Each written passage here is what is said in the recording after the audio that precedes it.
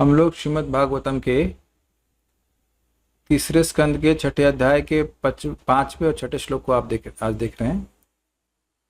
आपने 14वें श्लोक में देखा था, प्रबुद्ध कर्मा दैवेना त्रयोविंशतिको गणः प्रेरितो जनयत स्वाभिर मात्रभिर अधिपुरुषम। भागवतम के तीसरे भगवान के द्वारा जिनका कर्म अर्थात अदृष्ट प्रबुद्ध हो गया था, जागृत हो गया था, दैवीने का मतलब भगवान के द्वारा, भगवान की इच्छा से, त्रयोविंशति को गढ़ा 23 तत्व महातत्वादि से शुरू होकर के उनका समूह प्रेरितो अजनयत, भगवान के द्वारा प्रेरित होकर उन्होंने जन्म दिया। कैसे? स्वाभि मात्र भी, अपने अंशों के द्वारा। किसको? अधिपुरुष अर्थात विराट रूप को जन्म दिया। अब इसके बाद ये हुआ कैसे, इसका वर्णन यहां पे हो रहा है। मेरे साथ ही बोलिए, पीछे वाला हिसाब तो नहीं बन पा रहे हैं। परेण विशिता स्वस्मिन् मात्रया विश्वसृगणः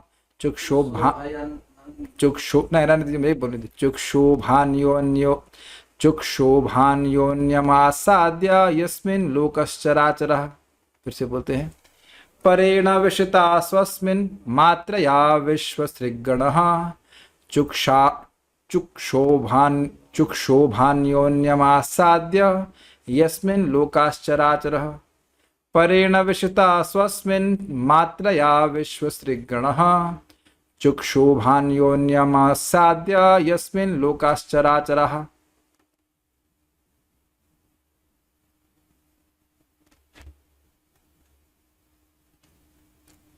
ज्यों ही भगवान ने अपने स्वांश रूप में विश्व के सारे तत्वों में प्रवेश किया, त्यों ही वे विराट रूप में रूपांतरित हो गए, जिसमें सारे लोक और समस्त जड़ तथा चेतन सृष्टियां टिकी हुई हैं। तो आपको याद होना चाहिए कि भगवान सबसे पहले अपनी काली नामक शक्ति के रूप में प्रवेश किए थे।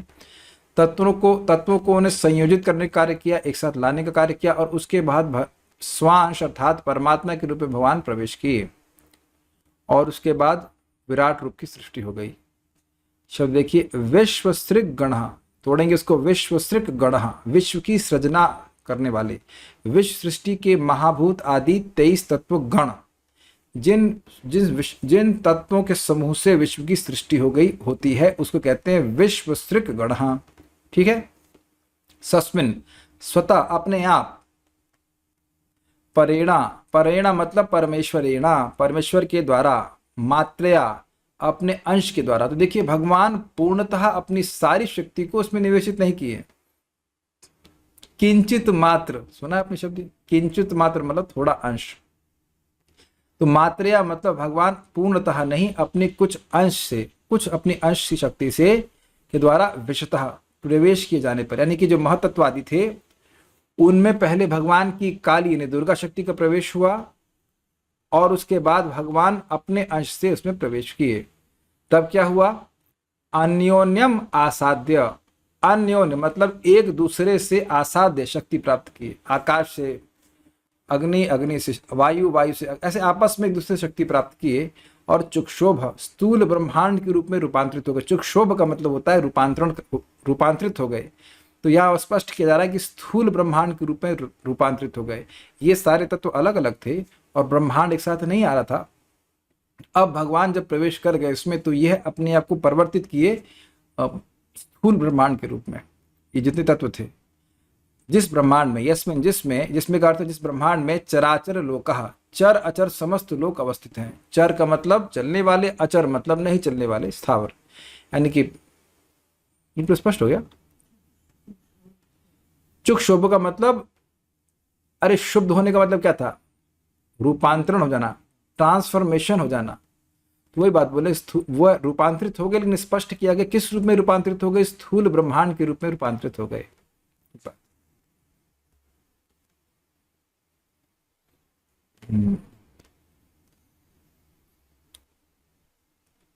परेण विश्रुता स्वस्मिन, स्वस्मिन मतलब जब भगवान स्वतः परमेश्वर के द्वारा स्वतः प्रवेश किए जाने पर, भगवान स्वयं प्रवेश किए, भगवान कोई बोला नहीं, भगवान स्वयं प्रवेश किए।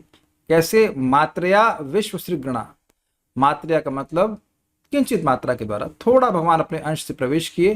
जैसे भगवान गीता में कहते हैं एकांशिनो तो जगत, मैं अपने एक अंश से पूरे जगत को धारण करता हूं, तो वही एक अंश को यहां सूचित कर रहा है वर्ड मात्रया। कहाँ प्रवेश किए? नहीं, जिसमें प्रवेश किए थे वो क्या थे? विश्व सृगण, विश्व की सृष्टि करने वाले तत्व महतत्वादि थे, उसमें प्रवेश किए। जो चुक्षोभ, वह रूपांतरित हुए, यानी महतत्वादि रूपांतरित हुए। अन्योन्यम आसाद्य, और एक दूसरे से शक्ति प्राप्त किए, और उसके बाद वह रूपांतरित होकर स्थूल ब्रह्मांड के रूप में प्रकट हो गए, जिसमें लोकास चराचर, सारे स्थावर और जंगम प्राणी निवास करते हैं। यह है श्रीधरी। ब्रह्मांड की उत्पत्ति को ही बतलाते हुए परेण इत्यादि श्लोक को कहा गया है। परमात्मा के उस विराट शरीर में प्रवेश कर जाने पर विश्व की रचना करने वाले 23 तत्वों के समूह आपस में मिलकर परिवर्तित होकर चराचरात्मक ब्रह्मांड को उत्पन्न किया। मात्र अर्थात भगवान ने अंश रूप से ही प्रवेश किया था, पूर्ण रूप से नहीं। तात्पर्य बहुत इजी श्लोक है, तो समझ में आ जाएगा। विराट सृष्टि के सारे तत्व पदार्थ हैं, और जब तक भगवान अपने स्वांश रूप में अर्थात परमात्मा के रूप में उनमें प्रवेश नहीं करते, तब तक आकार में वृद्धि करने का उनमें कोई सामर्थ्य नहीं होती या नहीं होता। इसका अर्थ हुआ कि जब तक आध्यात्मिक स्पर्श नहीं होता, तब तक पदार्थ घट या बढ़ नहीं सकता। पदार्थ आत्मा का प्रतिफल है और आत्मा के स्पर्श से ही बढ़ता है। इस संपूर्ण विराट जगत ने अपने आप यह विराट रूप धारण नहीं किया है, जैसा कि अल्पज्ञों की गलत धारणा है। जब तक पदार्थ के भीतर आत्मा रहता है, तब तक पदार्थ आवश्यकता अनुसार बढ़ सकता है, किंतु आत्मा के बिना पदार्थ बढ़ना बंद कर देता है। उदाहरणार्थ, जब तक जीव के शरीर के भीतर आध्यात्मिक चेतना रहती है, तब तक शरीर अपेक्षित आकार तक बढ़ता रहता है, किंतु मृत भौतिक शरीर जिसमें आध्यात्मिक चेतना नहीं रहती, बढ़ना बंद कर देता है। भगवद गीता में 2य अध्याय शरीर को नहीं बल्कि आध्यात्मिक चेतना को महत्व प्रदान किया गया है। संपूर्ण विराट शरीर उसी विधि से बढ़ा जिसे हम अपने लघु शरीरों में अनुभव करते हैं, किंतु मनुष्य को मूर्खतावश यह नहीं सोचना चाहिए कि व्यष्टि सूक्ष्म आत्मा विश्व रूप की विराट अभिव्यक्ति का कारण है।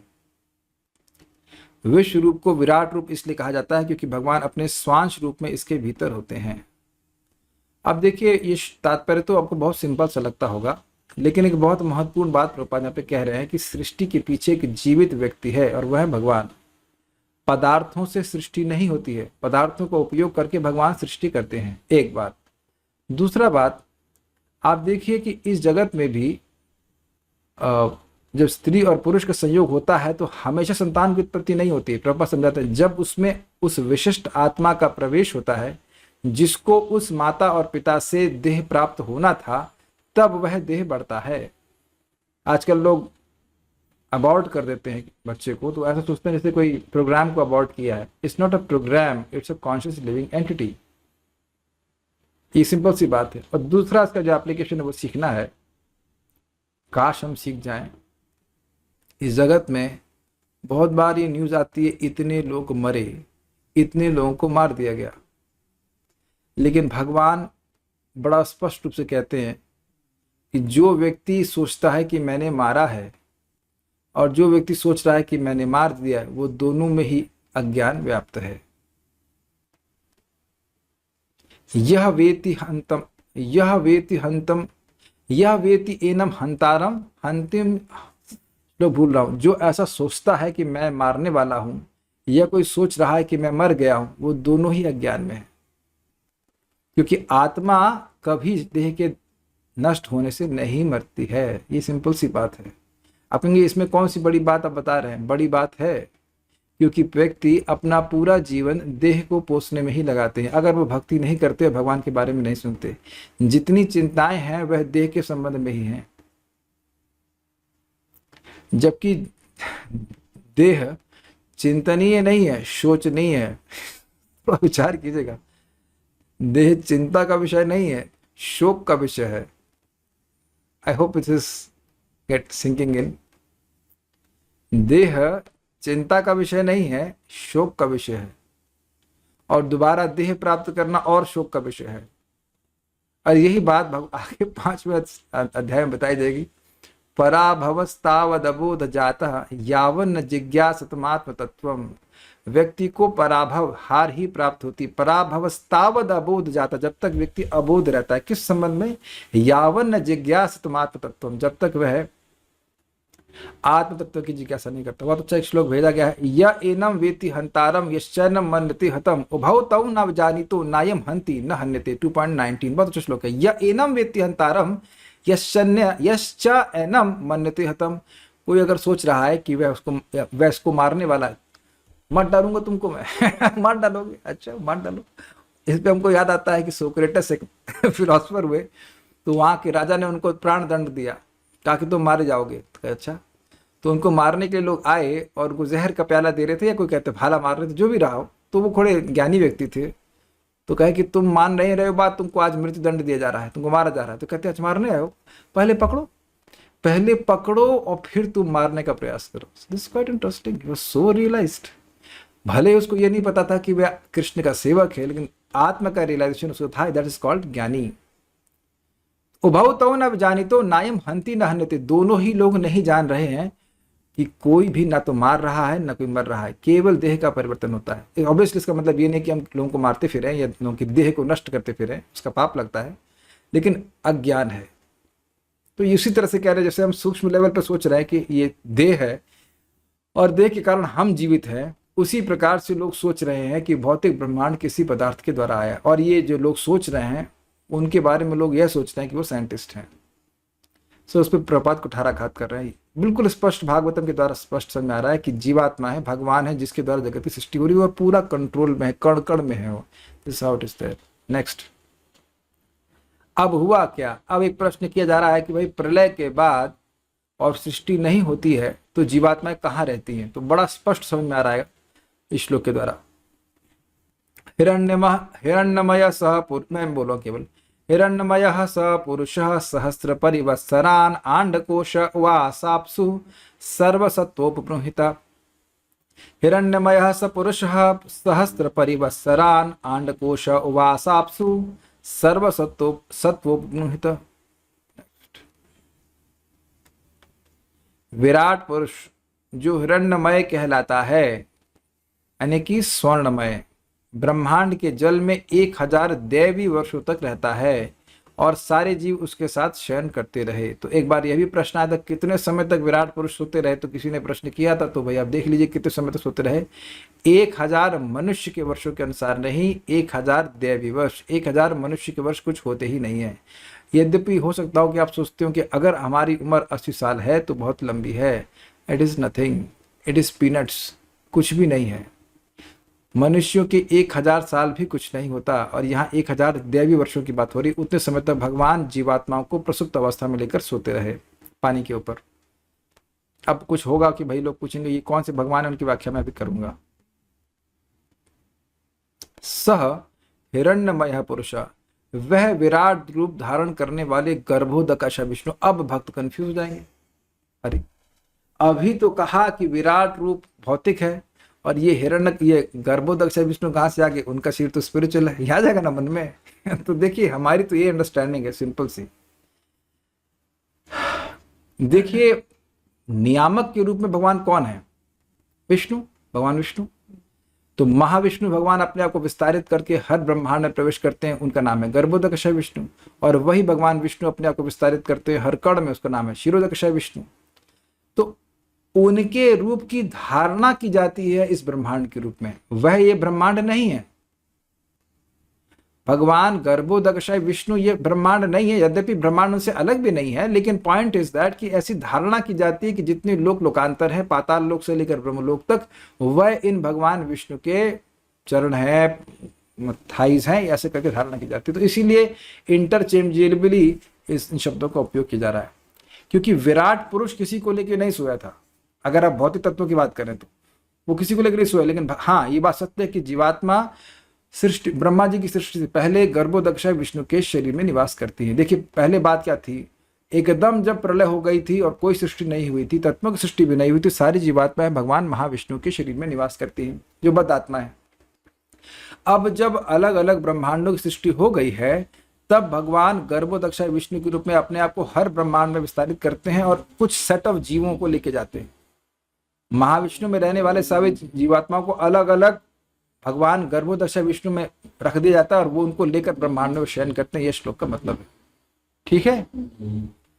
सह हिरण्यमय पुरुष, वह विराट रूप धारण करने वाले गर्भोदक्षा विष्णु सर्व सत्वोपब्रह्मिता, सत्व का मतलब होता है एग्जिस्टेंस, तो यहाँ पे सत्व को जीवों से अर्थ लिया गया, सभी जीवों को, समस्त सो रहे जीवों सहित। जो सो रहे का मतलब है कि वह जीव जो बद्ध जीव हैं, जिनकी भोग की इच्छा है, उनका कर्म है, लेकिन उनको अभी देह नहीं प्राप्त है, उन लोग, इसलिए बोला जा रहा है समस्त सो रहे जीवों सहित। अंडकोशे मतलब अंडाकार ब्रह्मांड के भीतर एक ब्रह्मांड होता है, वो अंडाकार, सारे ब्रह्मांड अंडाकार होते हैं, उसमें आधा जल भरा रहता है और वहां बीच में गर्भोदक्षा विष्णु भगवान निवास करते हैं। उन्हीं के नाभि कमल से ब्रह्मा जी की उत्पत्ति होती है। अभी तक ब्रह्मा जी की उत्पत्ति नहीं हुई है। अपसु मतलब जल में, ब्रह्मांड के जल में इसे कहते हैं गर्भ जल। सहस्त्र परिवत्सरान उवास, हजारों दिव्य वर्षों तक वास किया, वहां पे वो लेटे रहे और सृष्टि नहीं, अभी भी ब्रह्मा जी की सृष्टि नहीं हुई है। हिरण्यमय स पुरुष, वह हिरण्यमय गोल्डन पुरुष, सहस्त्र परिवत्सरान 1000 दैवीय वर्षों तक, आंड कोश उवास अपसु, ब्रह्मांड के अपसु अर्थात जल में निवास किए। किसके साथ निवास किए? सर्व सत्वोपबृहता, सारे सोते हुए जीवों के साथ निवास किए, यानी जिनको देह प्राप्त नहीं है और वह अभी कोमा में है। Okay, spiritual coma, you can understand, coma में रहने वाले जीव हैं तात्पर्य।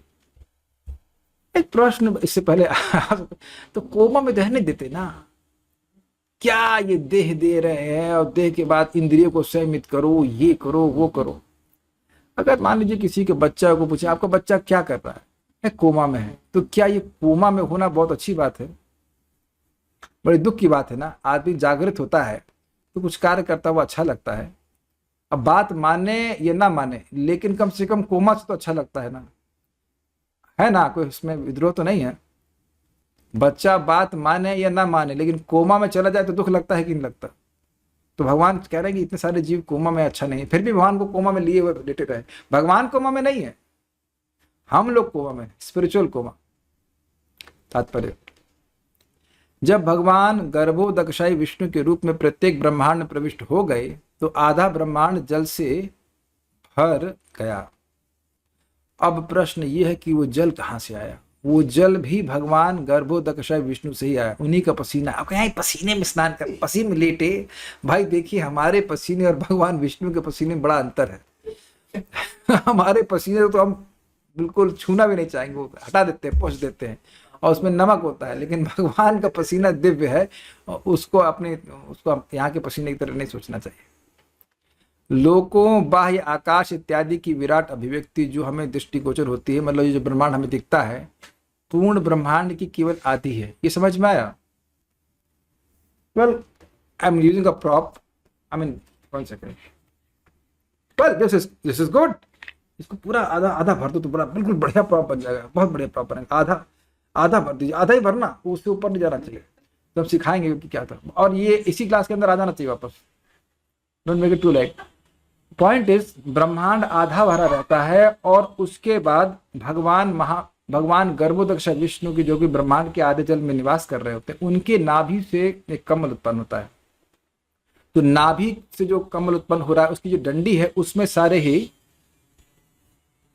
14 भुवन रहते हैं। और इसी की व्याख्या प्रपात करें। देखिए, इसको, ये मान लीजिए कमल है, okay, you can imagine little bit, और ये आप कमल की नाल समझिए। ये देखिए यहाँ तक आई है ना, देख रहे हैं आधे, यहाँ पे इस जगह, इस पॉइंट पे जहाँ पे पानी को टच कर रही है, ये हो गए भगवान। यहाँ पे भगवान गर्भोदक्षा विष्णु निवास करे। दिख गया आपको भगवान विष्णु? वाह, आप लोग बोतल में भी देख लेते हो। छोटी मोटी है आप लोग तो।